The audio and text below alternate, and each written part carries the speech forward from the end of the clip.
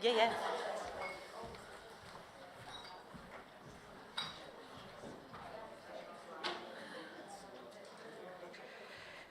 So good morning to the ones that I didn't say. Good morning. The ones that I didn't see. Sorry, I need to move the slide. Otherwise, the online audience will wonder why do we have a slide with the tomatoes on. I would like also to welcome our online audience. I suppose that we are on now. Yes, good. So good morning to the online audience. Thank you for joining us. And I would like to kick off this part by sharing with you, and sorry, here I can see better, your lovely word cloud that you did in the first day. Do you remember when I asked you what is eTwinning? So actually I see new learning opportunity. I think it's the words that pops out, right? So we truly hope that this was a new learning opportunity for all of you and that you are enjoying so far the event. And it's almost done, but we still have a few things for you. So now we will actually go for our panel discussion. And I'm going to move to this part of the stage. And, sorry. And I would like to invite now on stage the brave ones that agreed to have a conversation with me. And these brave ones are Amy, that you already know, please. So Amy from the European Commission, she will join us in this conversation. Then I will also have, sorry to move my head like that, we have Aurora Calvé, also from a teacher from Slovenia. She's an eTwinning coordinator and also a primary school teacher. And they will speak a little bit more about them in a moment. Then Cristiana Maffei, special needs and subject teacher, eTwinning coordinator as well from Italy. Hi, Cristiana. And then Thor, he told me that I should just mention like that. Thor from Norway. Is a head teacher in Norway and also a teacher. So thank you for accepting the invitation, for being here with me today. And before we start, maybe you can talk a little bit more about yourselves. Maybe we can start with Thor and finish with Amy. Well, Yep. yeah. Well, it says so. It says there on the board. I'm a school principal. I've been at this school for the last 5 years. The 2 years before that, I was teaching, and 7 years before that, I was a school principal again. So I have done a little of both, and I was a teacher before that again. So, yeah. And what is your experience with ECEC and eTwinning? eTwinning, I have no experience at all. Okay. But the project-based learning, I would say we have at least the 7 last years. So Okay. we've been working for the 5 years I've been a principal at this school. We have been working with the project-based learning, inquiry-based learning projects. So I think eTwinning will fit right into what we do at our school. The 2 years before that, when I was a teacher, I was allowed, because we were changing the curriculum in Norway. We have been changing that since 2006. So in 2006 and to 2020, we had new curriculums, and they are kind of competence-based instead of subject-based. It's more, so it's kind of a different way of working. So we are thinking a lot about how to engage the students, how to get them to be a part of their own education. So I think PBL, and now I also think eTwinning is a really good part of that. Okay, let's go deeper into that later on in this conversation. Christiana, can you tell us a little bit more about yourself and your also involvement in eTwinning and ESEP? Yeah. I'm a primary school teacher from Italy, and I graduated back in 2017. And from that period, I was curious about PBL, and I started working, like you said before, with competencies curriculum. But in Italy, we are working with subject, so I have to find a special school called Senza Zaino School, and there we can work with competencies and project-based learning. Actually, I'm working as a special needs teacher because we have this kind of specialization in Italy, but still I involved in my project eTwinning, ECEC, and all this kind of innovation in teaching. Lovely. Thank you so much.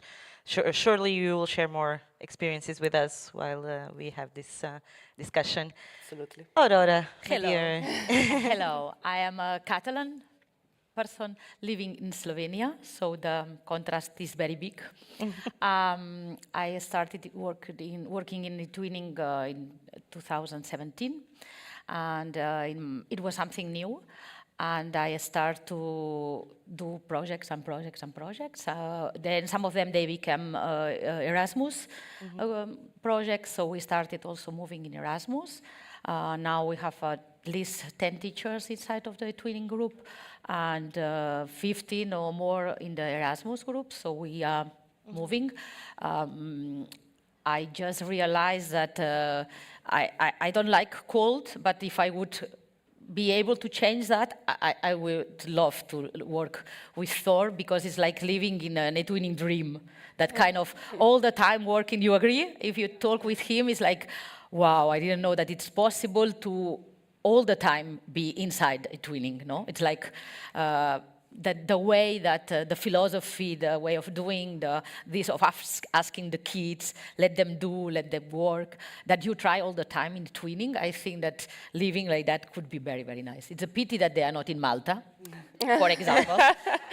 But I think that that's the way that I would love all the schools to be, no? That way of collaborating, learning together, all this. Yes, lovely. Amy, would you like to say a few words Well, about yourself? I feel quite underqualified sat next to these teachers with all these years of experience. So I've been living and working in Belgium for 23 years, working for the European institutions for 22.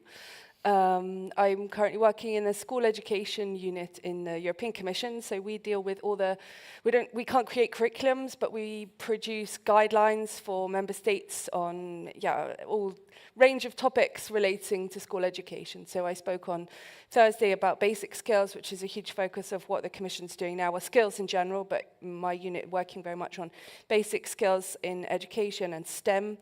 And we work also on guidelines for well-being and inclusion, green and digital policies in schools. So I'm part of the unit working on all of those. That said, I work on eTwinning and ECEC. So my background is in usability, digital communications. So I'm working on trying to make the platform more user-friendly. Some of you who have been there for a while have probably seen some changes recently. So that's things that I've been working on with my team and with our very competent central support service as well. So I'm here mostly to listen, I think, and maybe if I can give some points of view here and there. I have 3 kids from in Belgian schools, so and my dad was a teacher, my brother was a teacher, so I think I know quite a lot about the school environment, but not as much as you guys. So I'm very much on listening mode as well. Well, I'm sure it will be a lovely conversation. That's the point, to have a conversation on how collaborative work and project-based learning, particularly through platforms such as eTwinning, can enhance basic skills and literacy, such as literacy, numeracy, science, digital competence, citizenship, etc. And actually how this is maybe already aligned with the action plan on basic skills from the European Commission. So let's start our reflection. Before we initiate our conversation, I would like to open also the floor to you. Sorry, I should go a little bit here. I feel like I'm turning my back to you, and I don't want to do that. But if you have any question, if you would like to interrupt and raise your hand and make some comments, please feel free to do so. Raise your hand, and my colleagues will go to you with a microphone to allow you to intervene. Okay? Clear? Yes? Okay, let's get started then. Well, then I would like to start with either Cristiana or Aurora. to share some experiences of implementing project-based learning in the classroom and the impact that that had on students' literacy and numeracy skills. Some examples that you might have to share with us. Any of you? Yeah, as I said before, I had the possibility to work in a Senza Zaino school, who is a very innovative methodology, and it was like what Yvonne was speaking before. So it was based on student-centered learning. So they were coming at school and asking us what to do. We were listening to them. So we create projects based on what they want to learn and understand and be able to do. So one of those projects were linked to eTwinning, and his work was called Touch the Math. So we were doing hands-on and practical activities about mathematics, and the other countries involved were Turkey and Romania. So we were working about measurements. So we start practical measure the length of the class with steps and our body parts, but those didn't work because the measurements were different from each one. So we start to using the ropes, but didn't work still. So at the end, some of them talk about meters, so we start doing the same length piece of paper, and that worked better.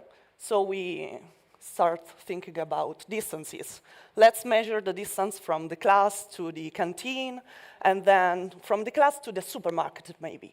So the meter was not enough. So we start thinking about kilometers and hectometers, and we start discovering this kind of measurements. Then we play with Google Maps, and we're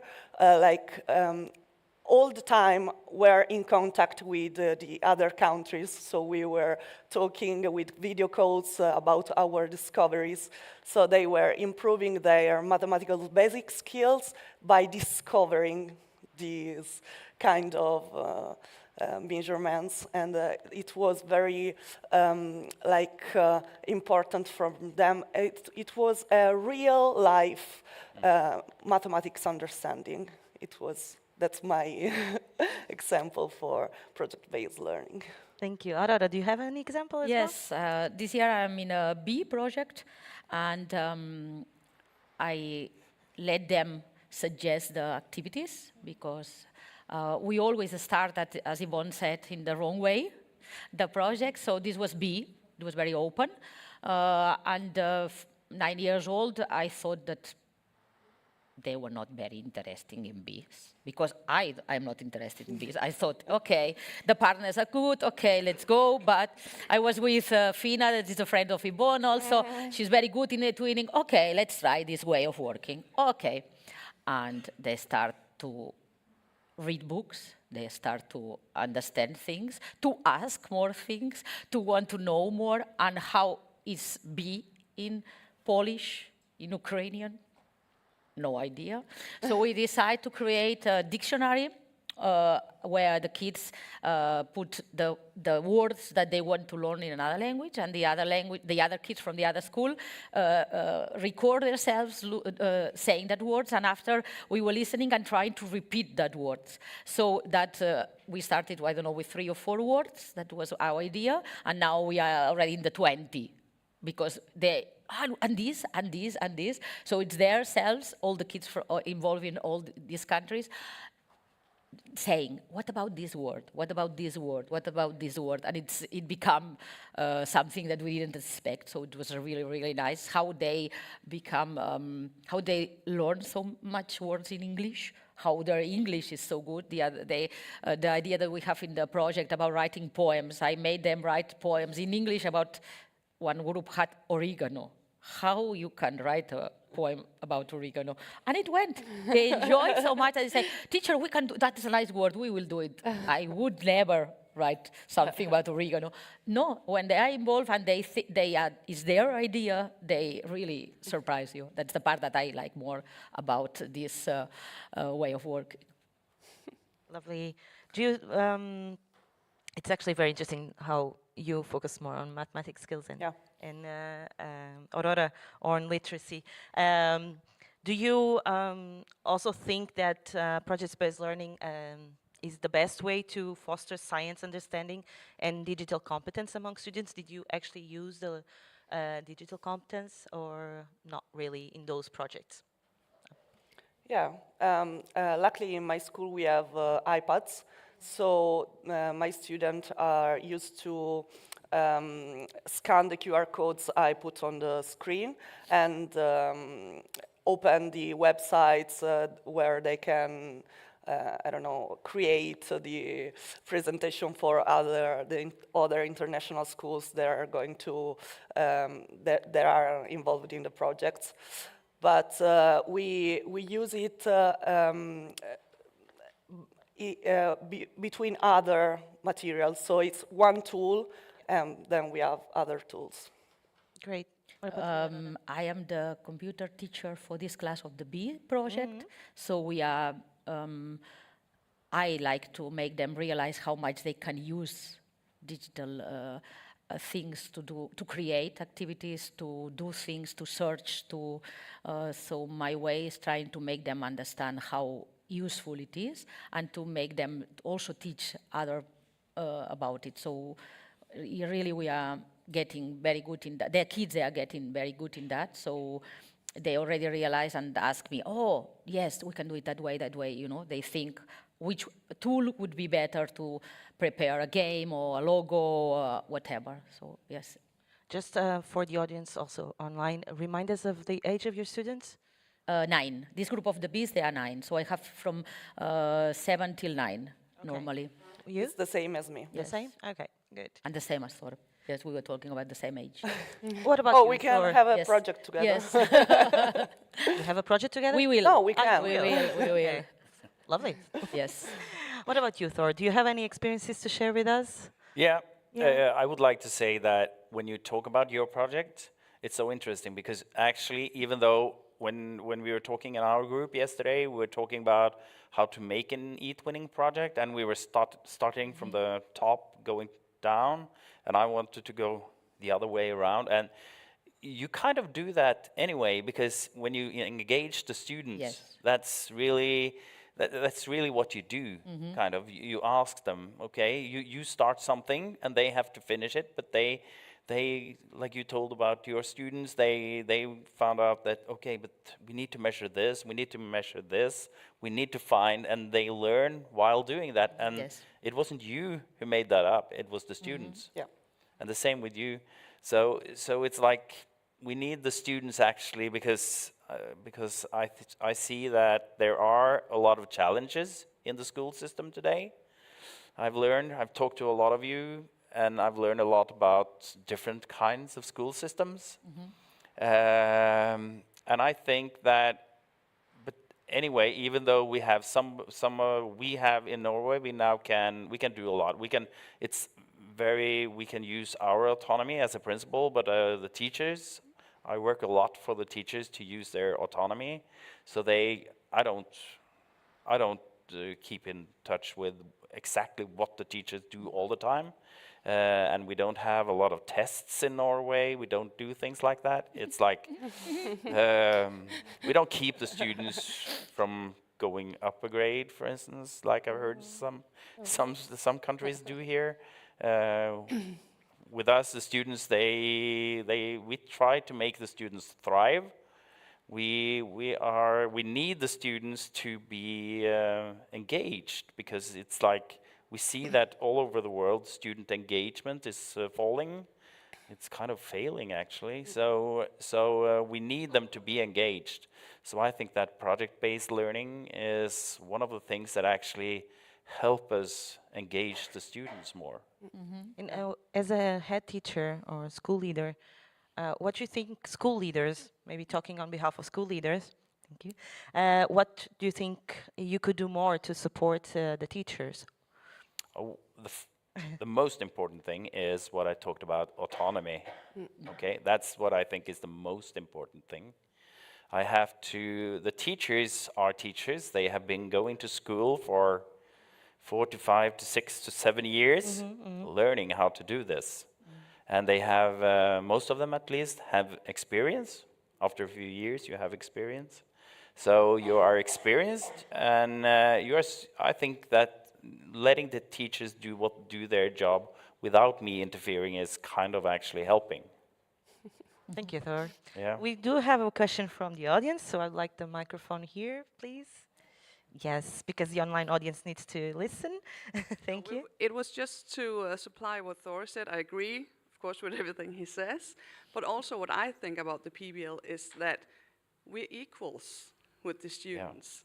Yeah. We learn from them too in this process. And that's what I really like about it. Yeah. Thank you. Yeah. This comment was from Denmark. Maybe you can say at least where you're from, so that the online audience understands. Irina from Latvia. Yeah. I want to say that the project-based learning makes usual things, just boring things, becomes interesting. Yeah. Yeah. Even in preschool, children's learning to write the letters. Oh, it's boring. I don't want to do it. Can I do something else? I make a project, my favorite letters. Children's 3-4 years learned they names first letter. How does it looks? How does it? How they can write it? What else they can do with this letter? And they learned. First of all, they learned their names, first letter. Then they started. They become interested in friends' names, first letter. Oh, he can't. Can I help him? Can you show me what's look like his name, first letter? I will do it for him, and we will look for words which beginnings with the same letter. And they are starting to be interested in more things, what happens around. And they looking for these words around in a shop, in books, and I was very interested in it. And What age are your students, sorry? in preschool, Okay. now I work with the same children, but now they are 5-6 years old. Yeah, and other teachers see the result of this project, and they becoming interested in project-based learning. And now we have more teachers in our preschool, and I think it's wonderful because another children from another groups want to do the same interesting thing. The boring things really becomes interesting. And thank you for that. Thank you. It's very good. Oh. Just a quick look at the room. Okay, maybe Amy. Do you have any comments on these contributions, these lovely examples? Yeah, I mean, I think it's very interesting for me coming from Belgium, where the school system that as you mentioned, the school system varies so much across Europe, and the Belgian school system is really quite rigid, quite an old-fashioned. Students can repeat the year if they fail. So I think one of the interesting things, I mean, this is one of the reasons why the Commission doesn't impose any kind of curricular guidelines on well, we give guidance, but we can't impose any curriculum on member states because we have such wide variety in education systems across Europe. But I think what's interesting with eTwinning, and one of the things I hear, this is my third eTwinning event I've been to, one of the interesting things I find talking to teachers involved in different eTwinning projects for different periods of time is that I think it gives a great opportunity for teachers to exchange. And so the teachers where they come from more rigid systems, like in Belgium and France, for example, they can exchange with other teachers and get ideas, and I think that's one of the great things is so it's a melting pot of different nationalities, different backgrounds, different approaches. And eTwinning for me it brings you all together, and it's so wonderful to hear about these projects with such young children as well. Mm-hmm. That's one of the things. I mean, I was listening to, I can't see the lady that was talking about this project with the little cat that travelled, and Yes. yeah, and Yes. hearing about these projects you're doing with such young children, I'm really amazed, and I think it's clear, and it's one of the things the Commission has recognised, I think, from looking at all the statistics and the PISA results and things, is that there needs to be this cross-curricular approach to basic skills. You can't teach them individually, and I think hearing these eTwinning projects, you're doing a really amazing job at bringing all of these basic skills together. I know it's more of a challenge in the upper levels of education, but certainly here in primary, I'm We amazed. were talking with Thor that my 7 years old, they love geography. But we cannot teach geography to 7 years old because they have to be 13 to understand what's Europe. And they are crazy. They know all the countries, all the flags. They know which football player is from there, who went there to holidays, whatever. And it's like, wow, if they really want to learn this now, who I am to say no, let's do it. So I think that what she was saying before, that you are learning with them, that's the point of eTwinning. That's why we love so much eTwinning, because we are learning and we are enjoying and they are enjoying. And what you're saying is also going for like the news cycle. The news, things happen in the world, things happen in the community, things happen in the country. So if the kids actually are into something, then maybe you should just finish something else and just start a new project with something that the students actually care about, and it's important for them right now. Because it's like student engagement, that's what it's all about. I think this is really important. As we were, in my team, we had a kind of moment of surprise when the President's Cabinet told us we had to include citizenship as the 5th basic skill. We were kind of like, really, basic skill? But actually, I think it's, when we look at the news cycle and we look at where the world is going, I think it's really important. And already at a young age, I mean, my daughter's 9, I can see already that she has quite a strong understanding of what it means to be in Belgium, in Europe. We have children in her school from Ukraine. She understands, I think you can approach a lot of these topics already at a young age. And I think actually it should be considered a basic skill, because it's such a foundation for other things going forward. I think it's an important skill to learn from a young age to understand your place in the world, to understand the position of, And the other day, democracy. they were asking me, we were writing something, and one teacher asked me, but how you can work democracy with the kids? And I said, of course you can. How, if they are 7? Okay, now we are in a project about artificial intelligence, and we make the typical logo contest.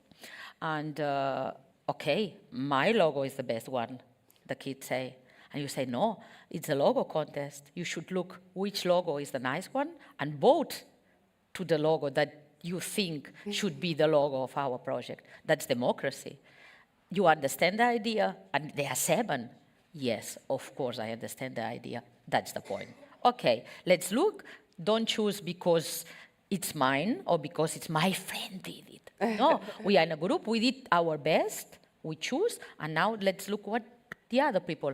And we were very happy with the result. It wasn't our logo, but it was a very nice logo. We really like it. That's the point. No? So even in a very young age, you can talk with them about it. That's the point. Let them see what we are doing, why we are doing it, what's the point of it, where we are going with. And then they are happy.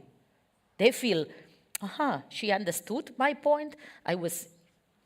She made me realize that perhaps my idea was not the best, that perhaps I could look different. And if you can make a 7-year-old kid look a little bit wider, I think that's perfect.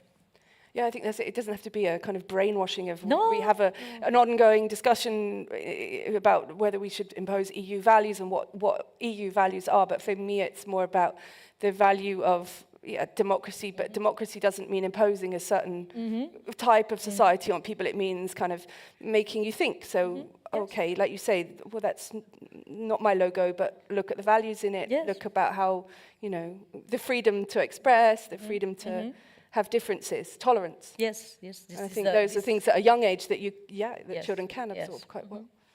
Actually, thank you for that introduction. Because moving on to our second point of discussion, which is leveraging eTwinning for collaborative skill development. Thor, you were mentioning in the beginning of our discussion that eTwinning is the perfect tool. Can you maybe also based on these exchanges that we just had, can you explain how eTwinning is the perfect tool? Yeah, because the reason I said that was because I understand that we do, in my school, we do project-based learning, inquiry-based learning, also together.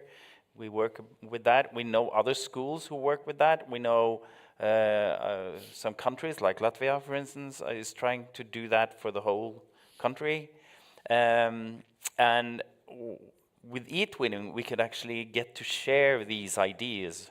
We can share them, so we get more and more people actually working like that. That's what I mean about perfect, because it's like we can talk to each other, and then we can help each other. And as I've talked to some teachers here as well, it's like when one teacher starts this, suddenly more teachers, they want to do the same, because they see the student engagement, they see what they are missing out of. The students see what they are missing out of, the teachers see what they are missing out of. So that's what I mean by being a perfect tool, because you can actually share your ideas with the teachers that are very much into this, that are interested, and then you can also drag some of the teachers not so interested into the same thing. Yeah. Yeah, I would like to actually make a comment, because I saw you throughout the event and throughout the networking activity, and of course you are very, very good students, and you wanted to do everything very perfectly and with a lot of information already in the project planning and everything super well done. But actually, eTwinning gives you a lot of flexibility. And when you start a project, you actually just need an idea to start. And then you can go on with the students and you can build and grow that project with the students. So I would like to make that clear, just not to give the impression that you have to have everything super perfect at the beginning, because it's impossible. Because indeed, if you want to do what we are saying and we are sharing, it won't be possible to have a perfect plan in the beginning. Actually, that plan might change, and that's fine. And actually, that might be even better and might be good. You can always change what you submit in the beginning. So in the registration of the project, you can always change, you can always edit. And whenever you decide to apply to a quality label, whatever national or European, you can also refer to the changes in that application. So don't get stuck to the first initial plan, because if there's a project or a program that allows you to be flexible, it's eTwinning, okay?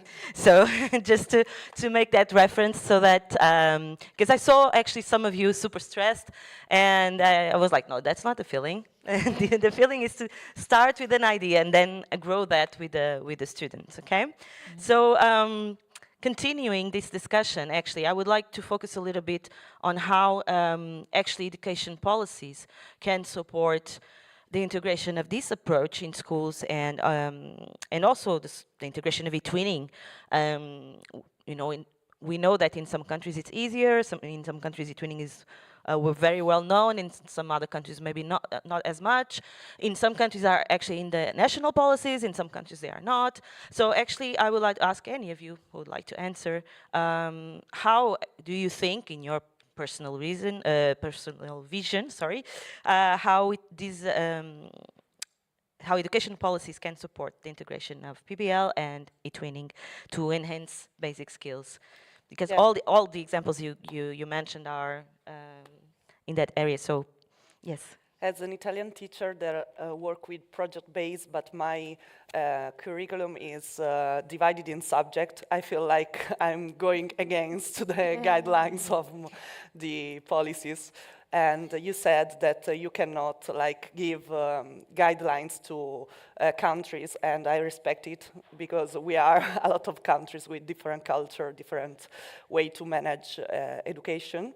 So I think it have to come from the bottom. So I hope all the Italian teachers here that I have the pleasure to meet agree with me. We can start doing more and more project-based learning, using more and more eTwinning to keep in contact with countries that already have this kind of curriculum and start asking from that to our governors. I think that the future is that one of the Italian teachers become a Ministry of Education and have the idea, yes, the power is with someone that already was growing this way.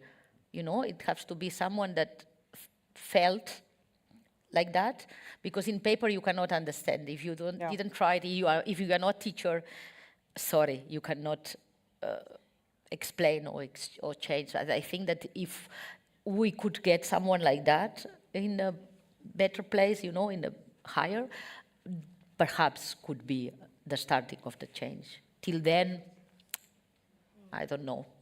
Okay. Yeah, I mean, we can't, the European institutions we can't impose on member states. We can propose guidelines. We do propose guidelines. We have a lot of working groups with ministers and representatives from national ministries where we work on different policy recommendations, but it's always that, it's always a recommendation. But I think what's clear with the 20 years of eTwinning and all this massive array of wonderful projects that we have to draw on is that this does work. Yes. And eTwinning, Erasmus as well. We often sort of talk about eTwinning as being the footstep on the path to an Erasmus journey. And it is often the case that, you know, you were telling me that you've got eTwinning and then Erasmus School and then, you know, the kind of, and I think all of these successful examples show that, you know, this approach does work. And yeah, it's hard to influence national ministries, but we've been very successful at getting the eTwinning into 2 big pieces of legislation this year coming out of the EU. So I hope, you know, when these things filter down through the national ministries, that this does resonate and that we, you know, we have the visibility that we show that all this way of working does work. But I think it does take a big shift to move from a very subject-based approach to move to this more collaborative, cross-curricular way of working. It goes against a little bit, I mean, certainly in Belgium, it's seen as the route that you go down if you don't succeed in the other route. So you go to a pedagogy alternative, like an alternative school if you can't succeed in the mainstream school. So it's I think we have a lot of work to do across all countries on that's this kind of one of attitude. the things that is really good with inquiry-based, project-based learning. It's like you take care of actually the lower outcome students, but also the high expectation students, because they can produce in a different way for the project. So it takes care of everyone actually. Thank you. We have 2 comments from the audience. Yes, Barbara, and then the colleague over here. You got my name, so I'm Barbara from Germany. In my opinion, and I know eTwinning started with that, it is very important to get young teachers in teacher training, to get to know about it, and to give them the chance to have a try.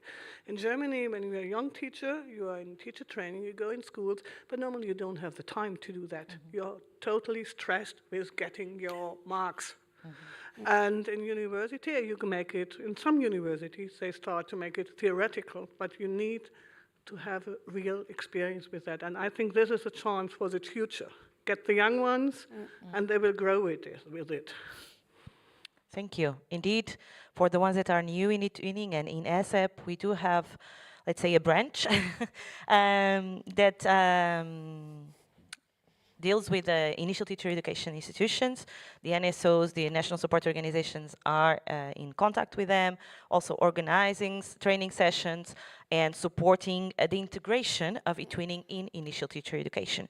So actually, if you want to know more about this and if you want to learn more, you can contact your NSO and they will give you more information on how we are doing this, okay? But it's indeed also a very important area. Thank you, Barbara, for bringing it up. Sorry, who's next? Yes, thank you.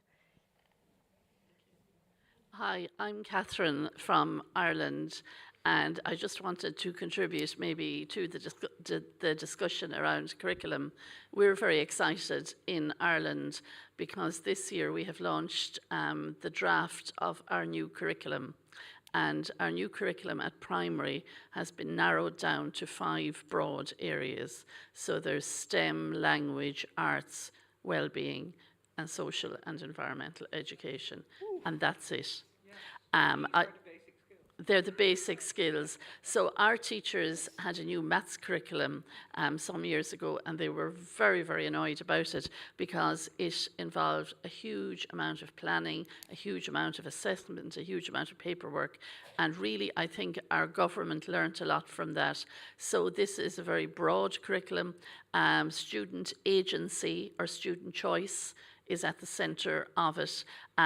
Teacher discretion in how they interpret the curriculum. It's not laid down. You take the broad areas and you work with them. So I'm making the links straight away with eTwinning. I suppose project-based learning is pretty well established in our schools, but in a school way. The linkages beyond the school are something that I think Irish teachers would be really excited about. We're involved. I was a primary school teacher for over 30 years. You can see my face, but I work in an education centre now where we work with lots of different schools, and we support them when they need help around a subject area or a curricular area, or maybe something to do with school life that there's a struggle with. We become involved in a supportive way. We're not inspectors. We're not in any way judgmental, I suppose.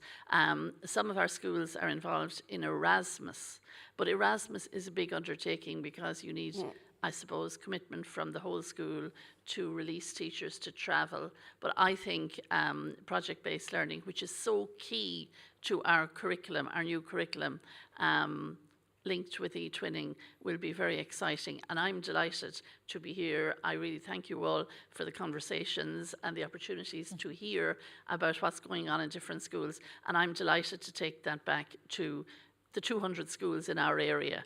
And I certainly will be waving the flag for eTwinning in Ireland when I get back. So I don't know if that's helpful, but I do think that our curriculum, our new curriculum, is very exciting for us.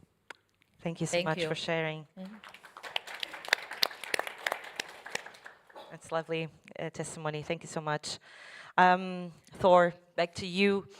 Do you feel a lot of pressure between the policies and what you want to implement in school? How do you manage that pressure as a school leader? How do you balance that?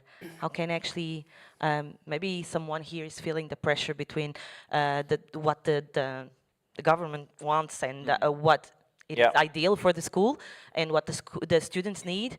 And of course, there's always a middle level there, which I suppose it's also the school leadership. And maybe you can share with us if you do feel that pressure and how you handle it, actually. Yeah, it's a very difficult question. It's a good question, of course, but it's difficult to answer because it's like you have all these pressures. And I think being a school leader actually have more pressure than actually being a leader in the private sector. Actually, I think so, because you have all these kinds of pressures. We have them, you said, from the politicians, from the top, but you have the politicians in your community.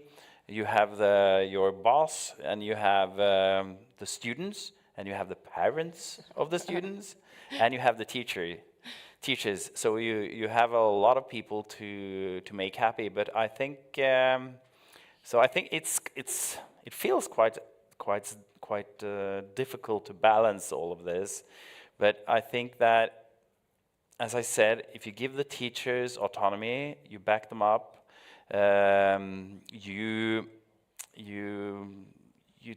I have to read the tests, of course. I have to check how are my, not the tests, but I have to follow up on how are my students doing, okay? But as long as we do kind of well, it's, I don't care. No, I'm kind of a not careless person, but I'm kind of a carefree person, yeah. Okay. I don't dwell too much on things because it's like, it's life. Okay. School is life. Yeah. Yes. It has to resemble life. Now you understand what I say, that I want to go to work with him. It's a pity of the cold, but yes, perfect life for all of us, I think. It would be, yes, a headmaster like this, it's like a dream. Yeah. And No, for- we can't dwell too much about all the pressure. Yes. That's That's my main thing. It's very nice. And one more thing, it's like I always think of myself as a teacher, not as a principal, and I think that's important. Yes. Yeah, because it's like I'm really a teacher. I'm just at another position right now, and I'm trying to help the teachers. So, Well, since you are new in eTwinning, I think you would be great in a group that we have in eTwinning for school leaders. okay, You could join as well and I can join. interact with the ones that are there and encourage them as well. By Let the me way, we know. have a lot of eTwinning groups. You should explore them. We have some that are featured. We have one on basic skills and many other topics. When we have one on in STEM.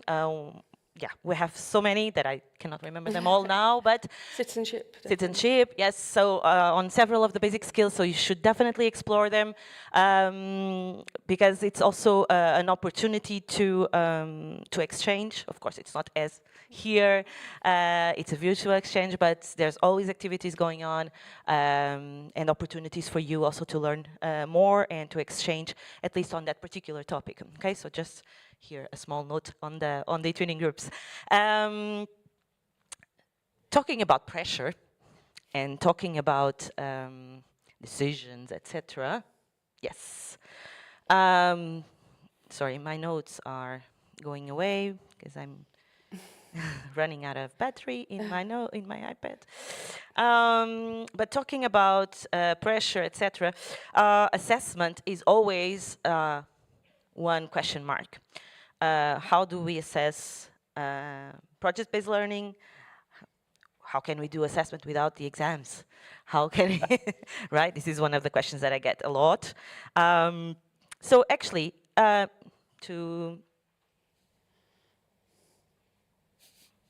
do you think assessment methods align with the basic skills and the PBL? To any of you? In my opinion, it's very interesting to speak with the students about what we achieved, what was our objective during the activities in an informal way, and what do you understand, how do you feel about it? So self-assessment, peer assessment as well. Maybe we can do a little form with simple questions. How do you feel during this activity? Do you achieve this objective and something like that? So I think taking account their opinion about their knowledge is important, their progress. Yeah. They are very critical, the kids. Yeah. About their work and about the work of the others. It's only that we have to give them the opportunity to talk about it. Do you think that's okay? Would you like to do it better? Do you think that with another partner, were you all the partners working the same one? How you felt, who did, what you need from me? You know what? It would be better if we would be in another room, perhaps. You would need more quiet work, more time, more. You know, and the result, how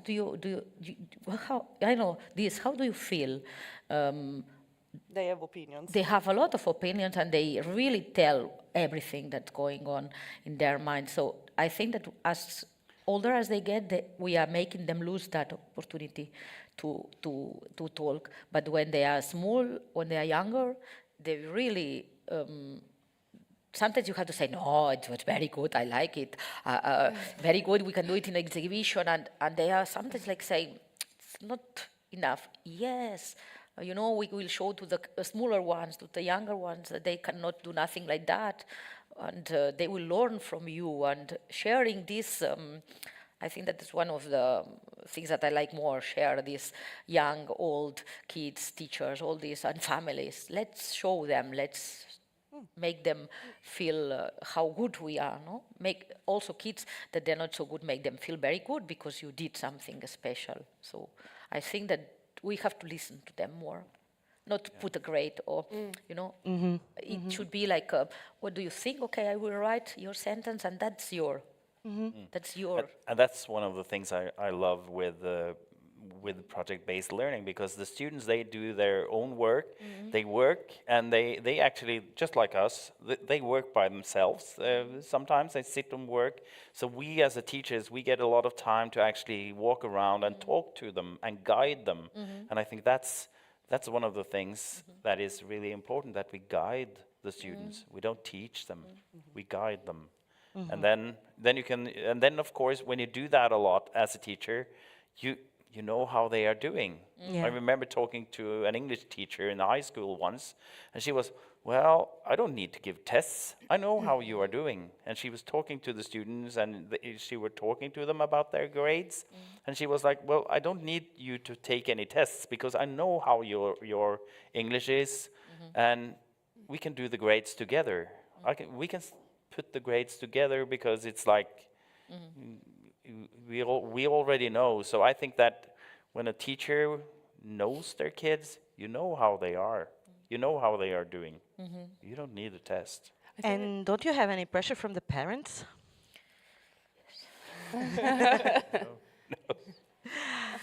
No, in some countries there's a lot of pressure from the parents for the grades. No, my kid needs to be the best. My son needs to be the best, and he needs to have the best grades in the exams, and he needs to, even if I already saw this, even in kindergarten, and it's for me personally speaking, it's a bit annoying. So how do you deal with this? How do you balance this this scale and the between the ideal assessment in Norway, scenario? you don't have grades until you're 14, so Okay, lovely. yeah, So Aurora so will move definitely to we're Norway. not talking about grades. So it's the actually- parents don't. it's We don't talk about grades. We talk about what your kid Yes. knows. Okay. Can it read? Can it write? How does Yeah. it write? We talk about that, It's one of not the interesting grades. things that my sister-in-law teaches in Norway in grade 2 now. But yeah, she was shocked the first time I showed her my son's first year primary report in Belgium, because you see not only your child's grade, but you see the class average grade as well. So from the age of 6, 7, they're already grade against everybody else. So, Yeah, but and now actually- we've even started talking about removing grades from the 14-year-olds as well, and moving it to the 15-year-olds. Yeah. But I actually think that the way that you were talking about children learning, about them taking control of their own learning, I think this is a real challenge going forward. This is kind of where we need to go, because when you see all of these, we talk a lot about AI at the moment in the institutions and about the challenges and opportunities it brings. And I think when you look at school and the fact that children can now get ChatGPT to do their homework, we kind of need to completely move away from the traditional model of assessment anyway, because we can't necessarily judge children on an output anymore. And I think having a child that is capable of taking forward their own learning and being able to learn independently with perhaps the guidance that you talk about of a teacher who can come around and perhaps give more personalized guidance to students, I think this is a really important skill for children to learn at an early age to go forward into secondary education. But it requires quite a big mindset shift that I think some countries are not quite ready to embrace. But maybe by having countries like Norway and the Irish example, and I know that we have Irish colleagues involved in lots of our working groups, and so I think when you hear about these changes, it's going to be slow, but hopefully it goes in the right direction. Our grandchild's. Yes, we'll be there. Are there any comments from the audience? Sorry, just forgot to look at you. Would you like to ask a question? Comment? Share? Something? No? Okay. Good.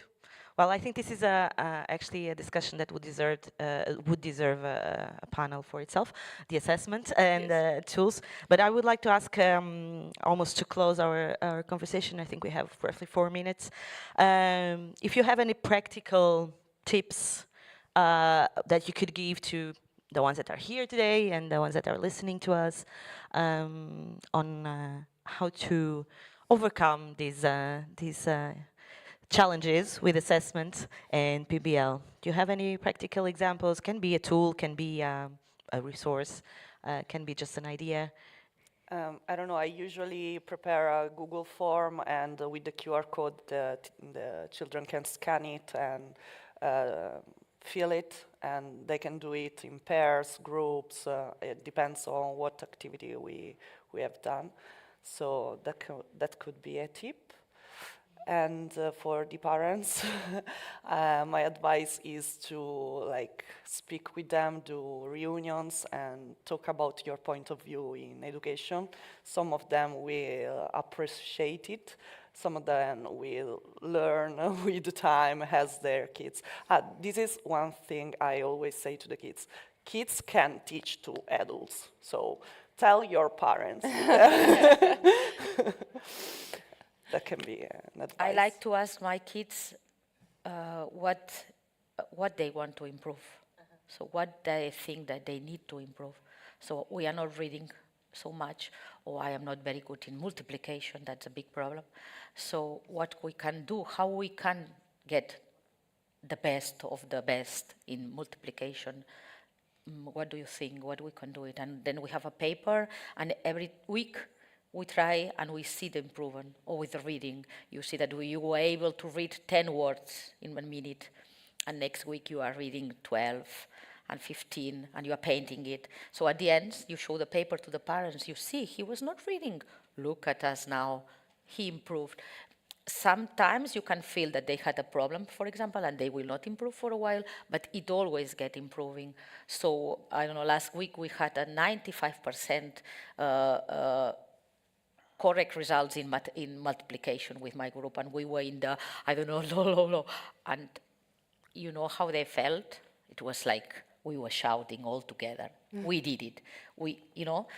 That's the point, because now they want to do another challenge. What we will start now? What is not go okay with you? Okay, let's start in another thing, another mathematics normally they are. Okay, or reading or mathematics, and they know. And when the first time that you feel that you can improve, that you are getting better, they are yours.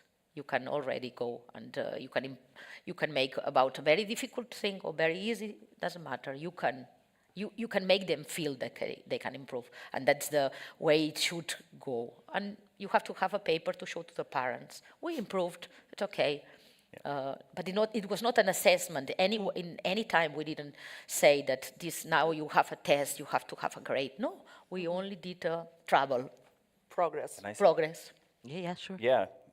Yeah, for me, I would say, I'm not sure how it works in all your schools, but it's like if you have a student council in the school, anyone have a student council of sorts? Yes. Yeah, like one student from each class or something like that. And if you talk to the older students there, and if you let your school leaders talk to them about how they feel about what they are doing in school, maybe that could help a little. Mm-hmm. They might have some ideas on how we could improve.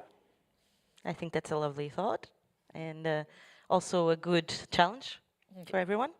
And I hope that someone in the online audience also is taking up the challenge.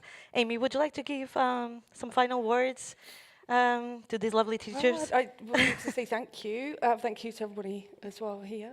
Again, I've been working for the European institutions for a long time, and I love coming on these trips because I meet so many wonderful, motivated teachers, and you can hear a lot of depressive things about the education industry, children aren't achieving, teachers that we don't have enough, they're not motivated. And then you meet these teachers, and yes. My God, you guys, you should,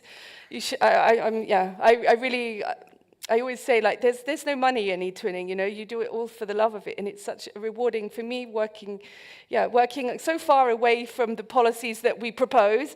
It's fantastic to see firsthand how a project like eTwinning brings so much joy to you, joy to your students. And I'm just in awe of you guys. So thank you for coming. Thank you for your participation. Thank you for all the things you do for the next generation of young adults. I go away from these trips buzzing, and I go back to the office and I'm like, wow, we should do this and we should do this.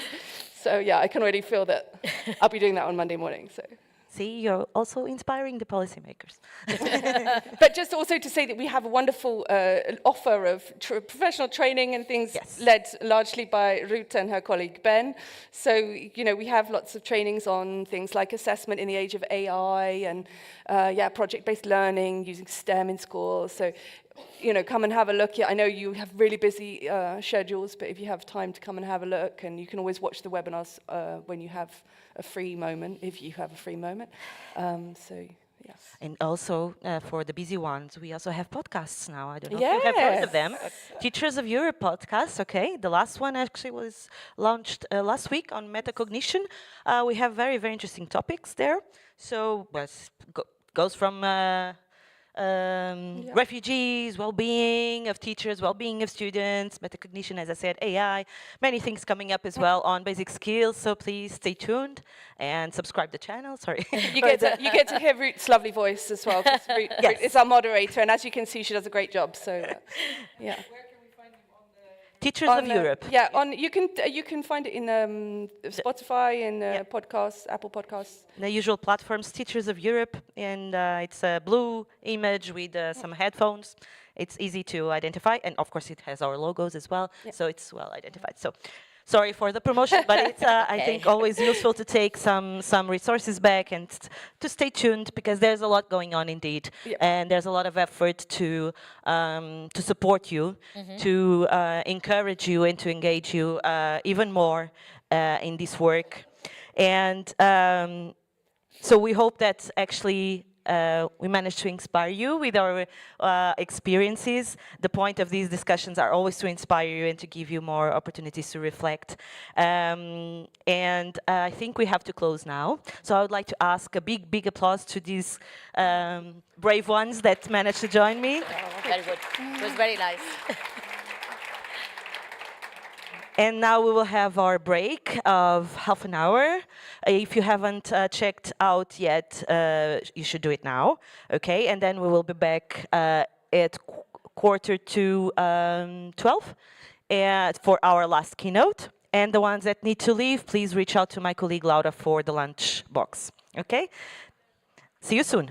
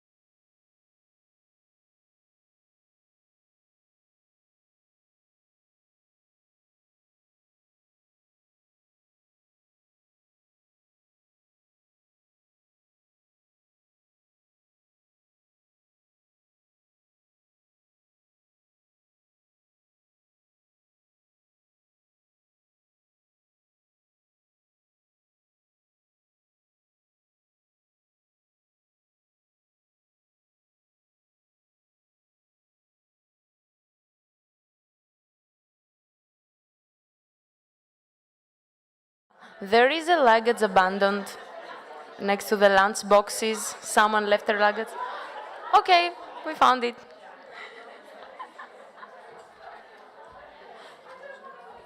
We will be starting in a couple of minutes.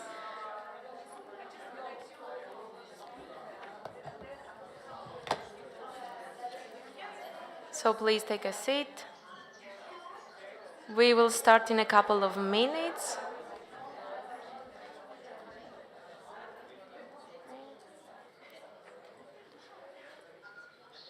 We are not live, I guess.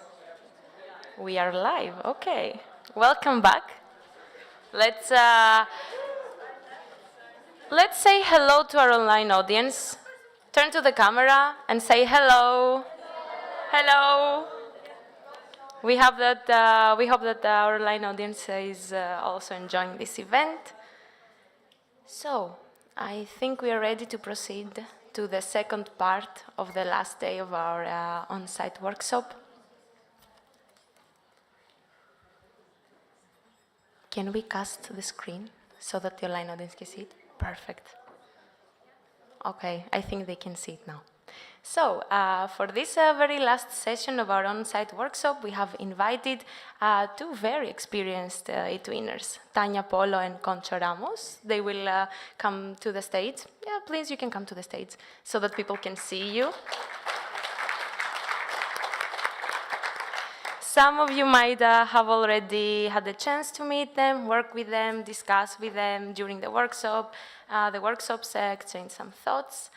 And today they kindly accepted our invitation to share their experiences with eTwinning projects, highlighting their positive impact on student learning and skill development. So, their keynote, the last keynote of the day, will emphasize the benefits of project-based learning and international collaboration in boosting engagement and enriching education. So, with no further delay, ladies, the floor is yours. Thank you, Marlene. Can you use also this?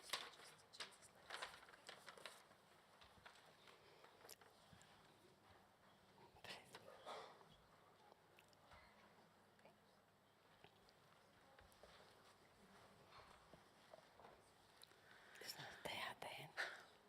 Good morning. I'm Tania, or Tatiana.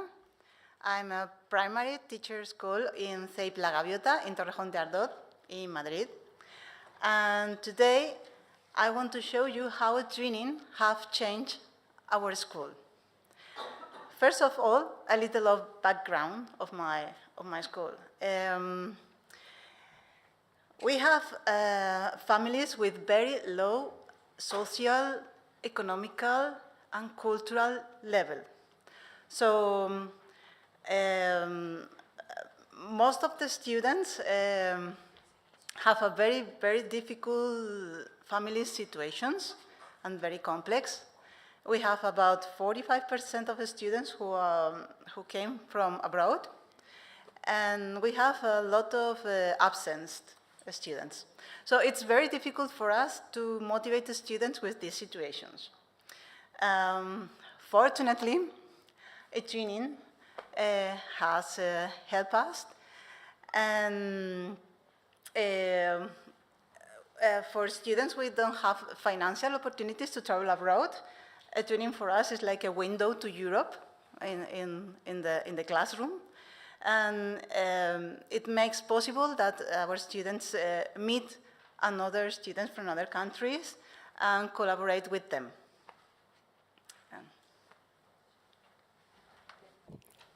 Don't leave the States.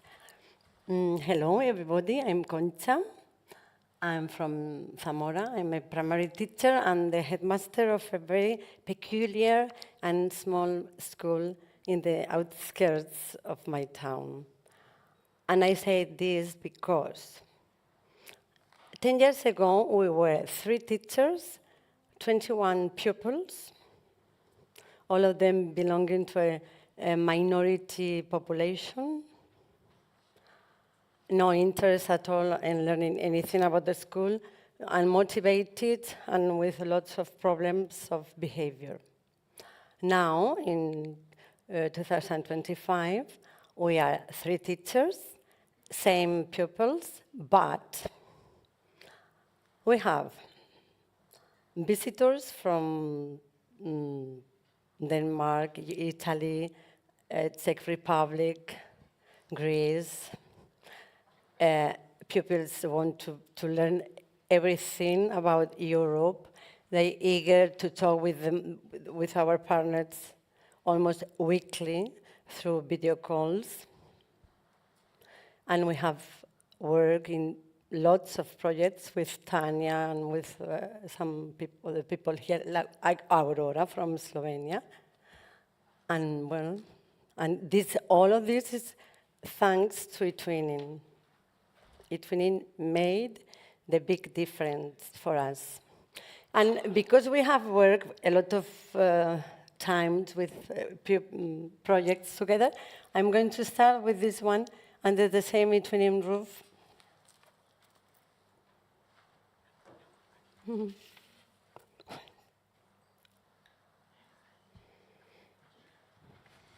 Well, it was inspired in Encanto film. This eTwinning project promotes inclusive education by celebrating the value of every student. It aims to develop practical skills in robotics, painting, music, and environmental awareness. And the project consistently reinforces the message that all students belong, regardless of their individual talents, creating a supportive and enriching learning experience. And if you know the movie, its character has a power, but they are losing their powers. And through gamification, we have to go through 6 challenges to give them, help them to recover their powers. And for instance, I'm going to show you one, maybe, Camilo needs to recover its creativity. In international teams, in pairs, we share a painter. For instance, we work with Czech Republic. We'll give them Abraham Lacalle, a very young, still alive painter. And they give us the Alphonse Moham, if you know, the Art Deco designer, international known. And at the end of this activity, all of the results of this activity was a very nice art museum. You can you can see this. For instance, this is from, bueno, it's too fast. So we did our version of Moha paintings, and Lenka from Czech Republic made their version of our Abraham Lacalle paintings. And it was very, very nice. And the results is amazing because all this work is made by students. So they are very creative, and it's one of my favorites.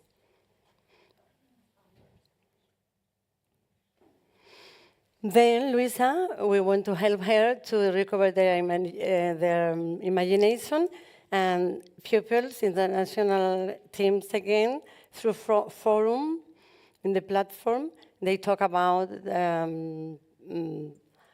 what they have to create games. And these are the results of the games. We don't have any time to open all of them, but maybe just some of them are very easy, and some of them not that easy. Could we open one of them?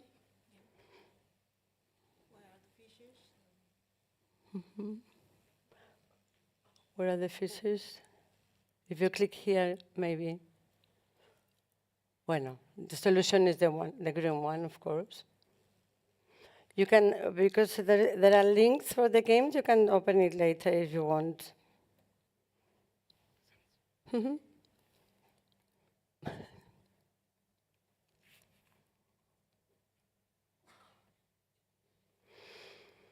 Well, the slogan for this project at the end was, eTwinning makes every voice, every talent, and every student included. And now, the next one.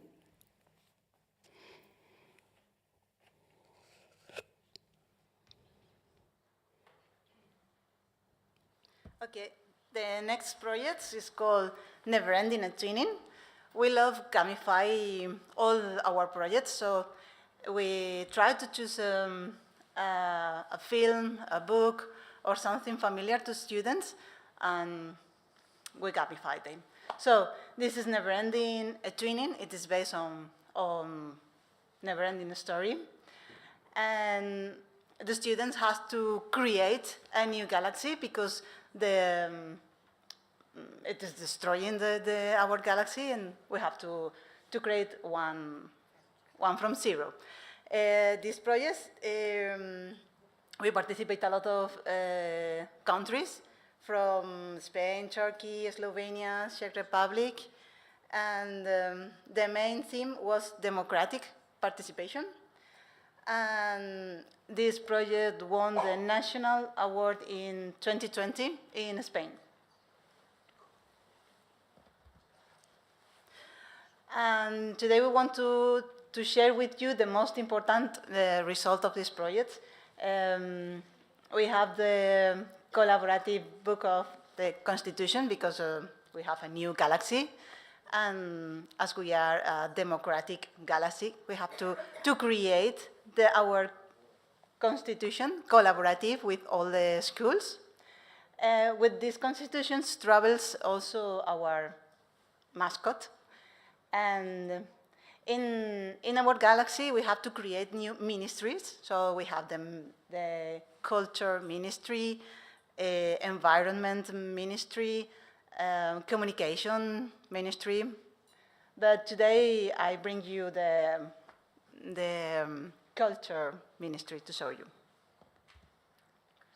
So the collaborative book of the Constitution, as I say, together we had to start a new democratic galaxy. We created the Constitution book with the laws that we vote as most important in our classroom and in the other classroom of the other schools.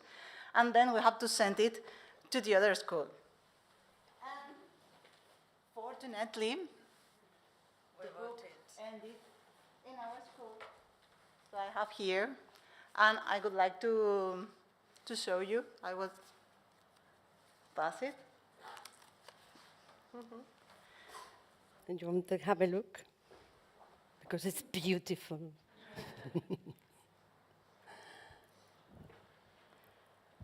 And we also scan it and make a digital book.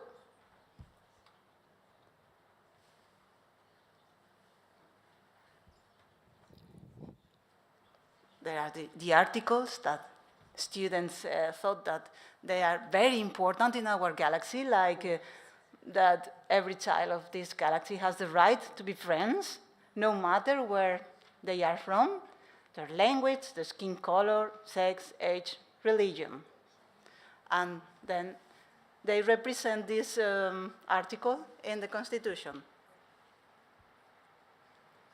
Next school thought that the animals from this galaxy have the right to live in freedom and to be respected. So these students write the law and make the picture. Nice. And so on, all the articles. Well, you will see in the one more. Just one more. Okay. For you? With the book travels our white sock. It was a white sock at the beginning. And then when it arrived to our school, you have to add some accessories. And finally, the white sock ended up being our cute future.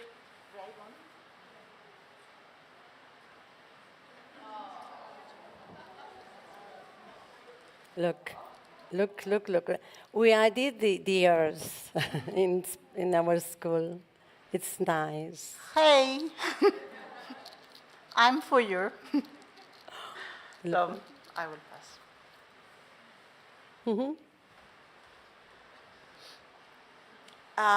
Children love it. Even I have the oldest graders, sixth grader, they are 12, 13 years old, and they fight to keep the mascot because I left them to go home with the mascot and show to the families, and they take him to bed, to a birthday party, to an excursion, to the park, everywhere. And they take pictures and send to me. Hey, look at Fuyuri is here with me in the playing football. They love it. And as I say, we have to create ministries, and one of the most important ministry of in terms of results was our museum galaxy. Each school has to represent the most important painters and paintings of their country, but in a special way. They don't have to recreate the paint, but they in their own style. So this is the museum.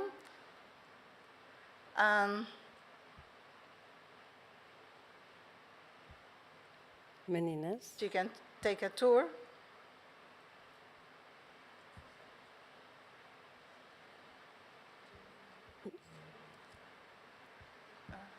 Los girasoles de Van Gogh. That one is our.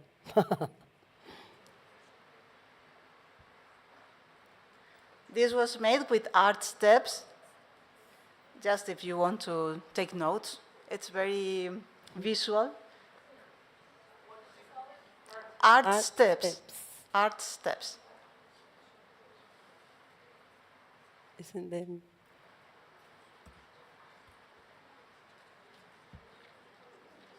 Okay, and the message of this eTwinning project is that make the collaboration with our twinning partners be a never-ending story.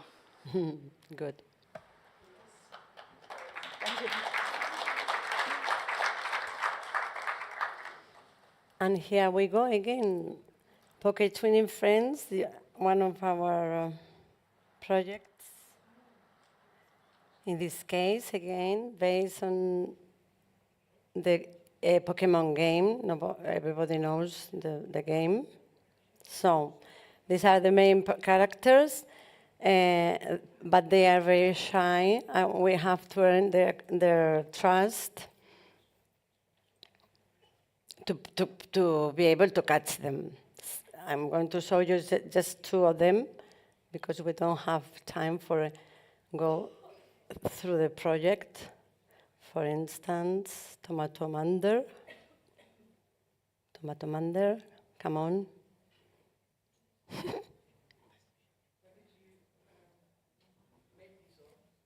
Sorry? You mean that cards? We did it in... There is an application for making Pokemon cards. So students make the draw, and they insert the picture in the card. It's very easy. It's Pokemon cards create or something like that.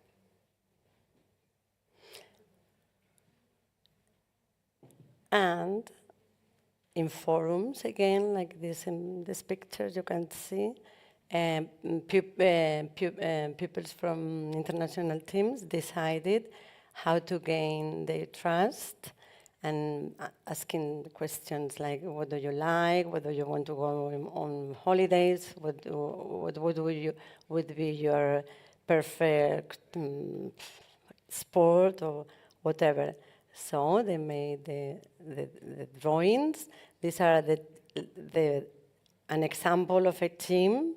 For instance, team 5 Spain, Czech Republic, Turkey again, Spain again, Italy. And this is, it's very brief, so I'm going to just to let you see the motivated video.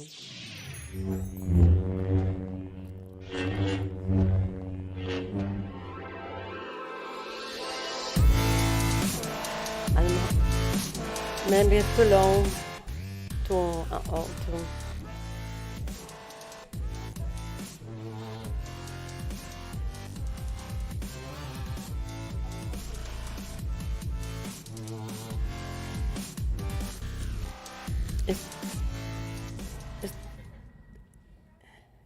Y aquí están las cartas, right? Now, with this, we made a family card game. In its family, we had the flag, a painter, a scientist, a traditional food, and we did the cards.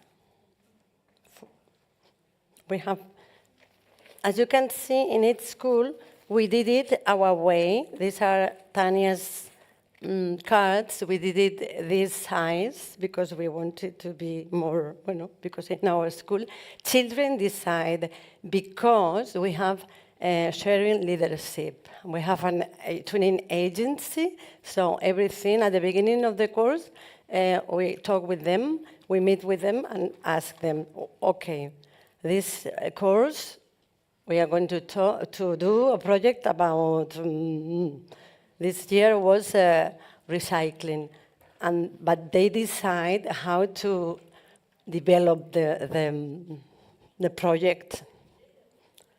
Bueno, it's just an example. Yes. And if you want to keep it, you can just keep it because we have more at school. Not mine. Not yours. Because my students will kill me if you lose one. Yeah, but we have the originals and we can print it again. It doesn't matter. Because I'm the principal, I can do it. I'm not the principal. So please, mine, come back. Going back to what Thor said before, I think it was Thor, it is important that the principal of the school promotes eTwinning projects in the school, because if not, you cannot get anything. So principal should be the promoter, the promoter team, I think. And then everything is very easy. And then another, from this project, we have another nice activity, collaborative activity, very, very nice. These are the cards. The cards. It is made with Canva. If you want to take notes, Canva, collaborative. Canva is very... And it's free and it's very easy and intuitive. And another challenge for this project was some podcast. In forum, again, they talk about what they think the subject, the theme of the podcast should be, and at the end, they broadcast it, and at the end, we join all together, and because the podcast, the final podcast is an hour and a half, I'm not going to show you all, but if you want to, just 10 seconds.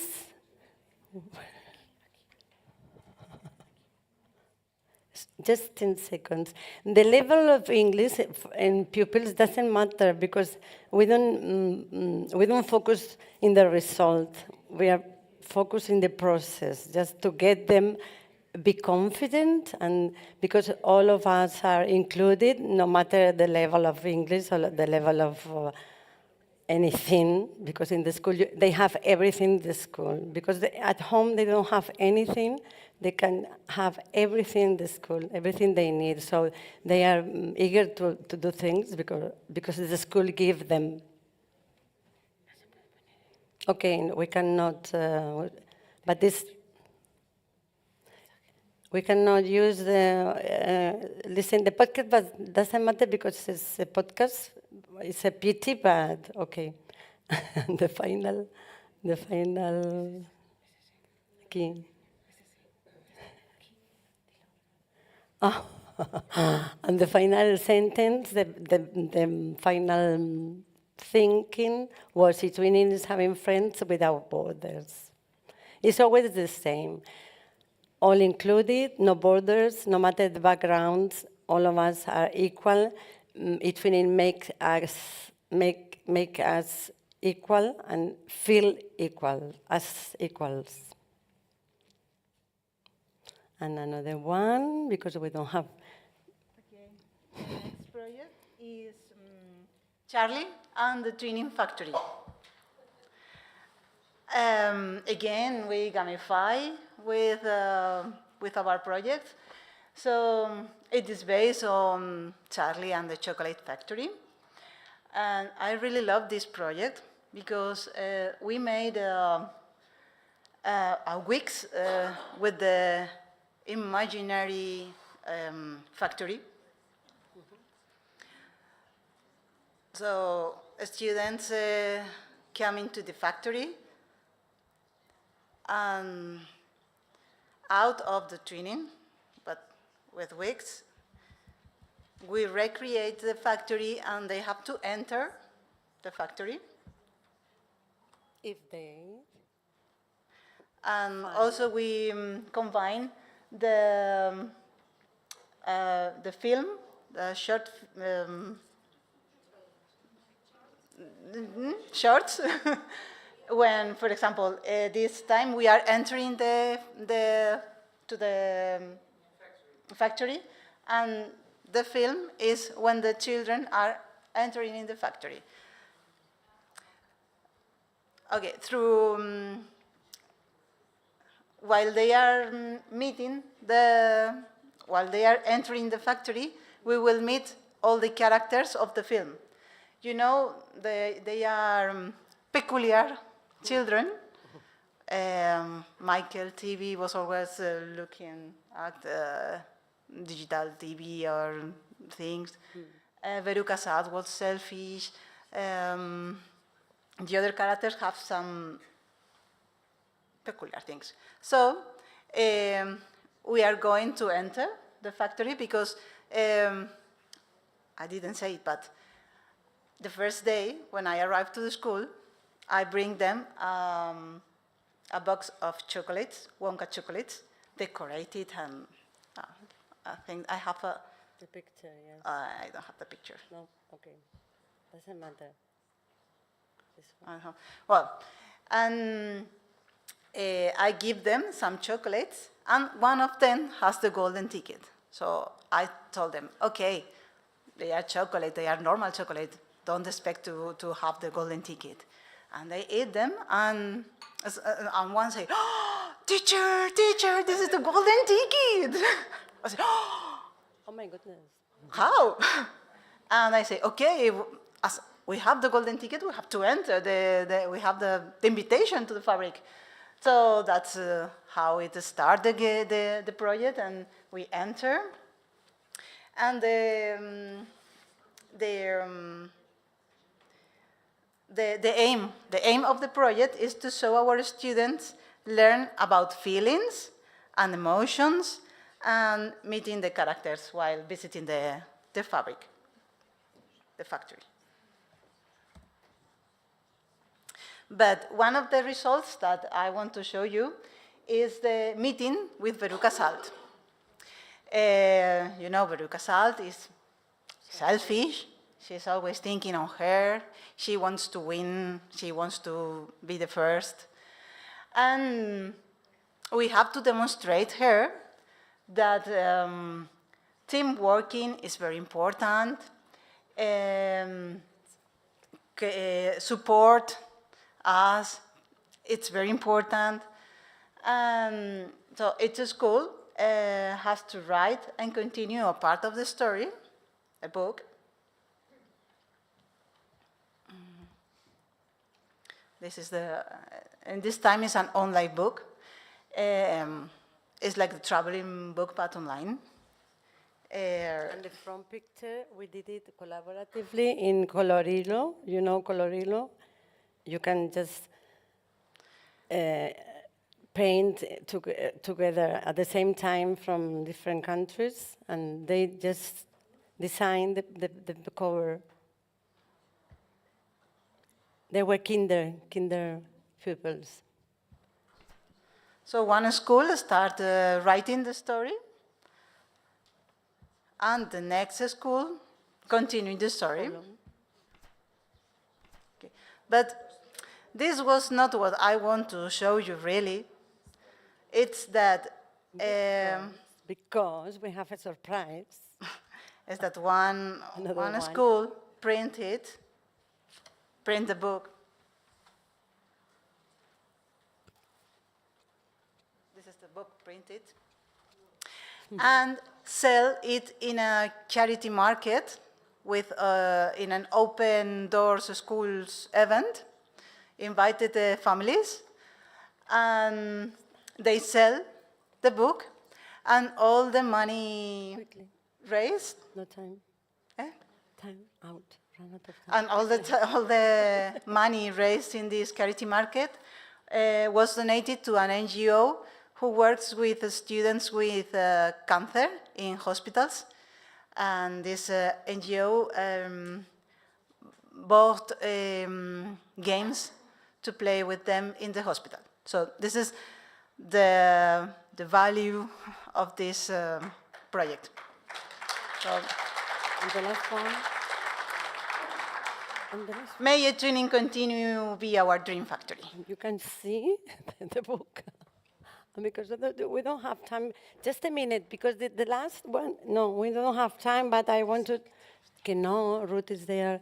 The last project we made, domino cards. I explained without each school made a fantastic, because it's based the project in recycling, made a fantastic creature and a short description, and then we changed the description with the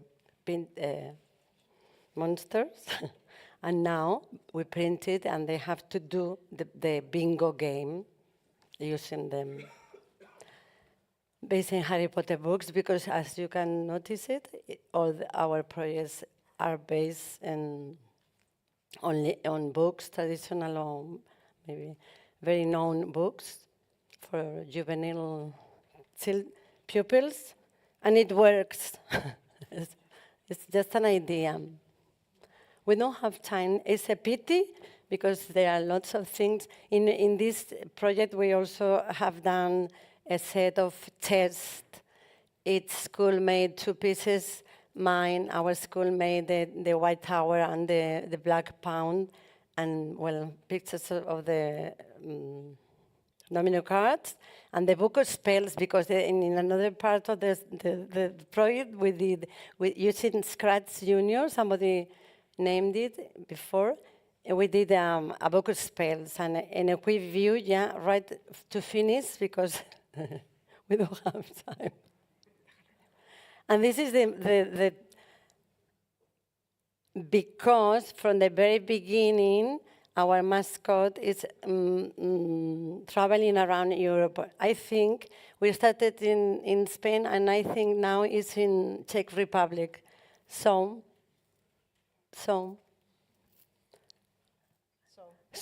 may the magic of eTwinning involve our schools. And thank you very much. Oh, sorry, no, wait a minute. Just 2 seconds more, because, woof. Okay. With our partners, we made a video of what eTwinning means for our school, because our backgrounds are really difficult. Our students are not so easy. So they make this, and I want to show you, because if not, they will kill me. Yes, and these are mine, Villarina, and then theirs.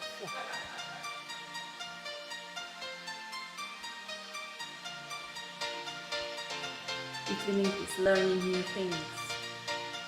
eTwinning allows us to open our schools to Europe. eTwinning is inspiration. eTwinning is building friendships. eTwinning is creativity. eTwinning removes the borders. For me, eTwinning is internationalization. eTwinning is engagement. eTwinning is international friendship. eTwinning is sharing.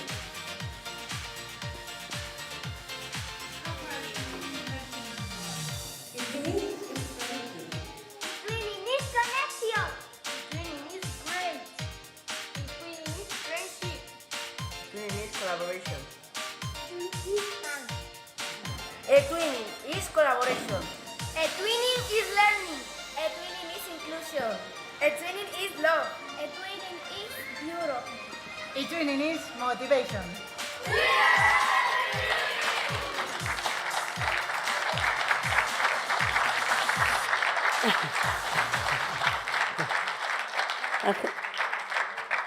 Thank you, thank you. Don't go away right away, because I have this to give you back. And we do have a question actually from the online audience that I would like to ask. Which tool did you use for the factory, right? Wix. Wix? Wix. Okay, so. It's free and very intuitive to make a web page. Lovely. Perfect. Is there, I will allow one question from you. Is there any question? Yeah.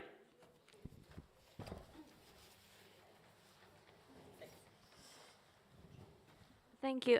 We were just talking amongst ourselves because we were just curious about copyright. Like, for example, you use Charlie and Chocolate Factory as a reference, Harry Potter as a reference, and in the Netherlands and Germany, that type of area, we can't really do those things because people would literally come after our butts.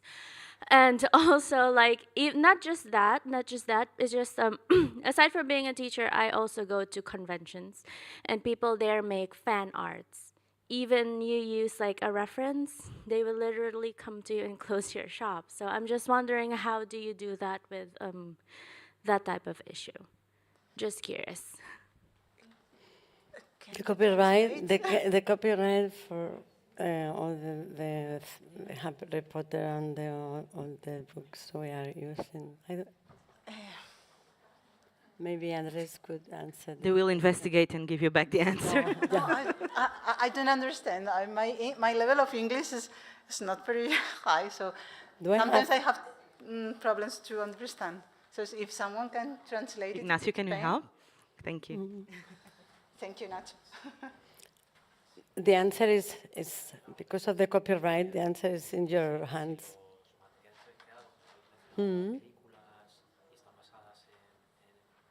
Thank you for your patience.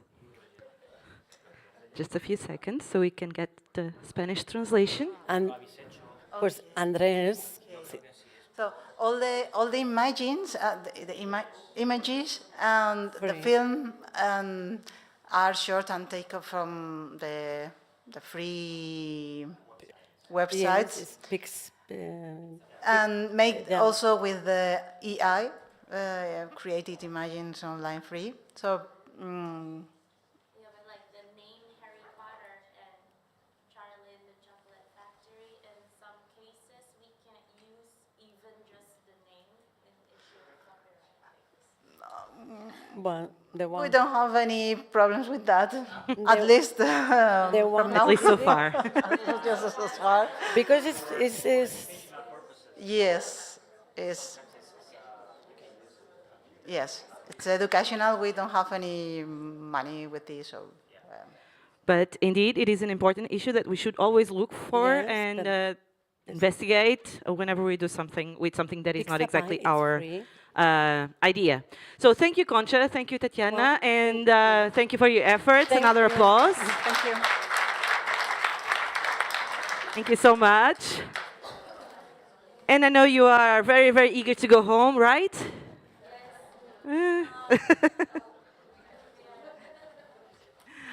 Well, we are just about to close, and I would like just to mention a few things before we close the streaming. First of all, it was truly a pleasure to have you all around. We had roughly 80 participants from 25 countries. I don't know if you know, but we have 46 in eTwinning currently. So it was truly a pleasure to have you all around. I think it was a very nice group. And I hope our paths cross sometime soon in this big Europe. And also I would like to give a huge thank you to all the speakers, a very special thank you to actually Ignacio, who is also a national support organization, who also came as a speaker, to all the speakers that are here, the panelists that were with me this morning, also the National Support Organization from Latvia, the European Commission. Unfortunately, Amy had to leave for her flight, but she already expressed her thank you wishes. And most importantly, thank you to all of you for going on board with whatever we asked you to do. And we hope that you really enjoyed this experience. And I would like to say goodbye to the online audience. Thank you for joining us this morning. And any of you that are here, if you would like to go back and listen to the recording, you can always do that as well. Okay. So goodbye. Are we offline? Yeah. Thank you. An applause for the online audience. Yes.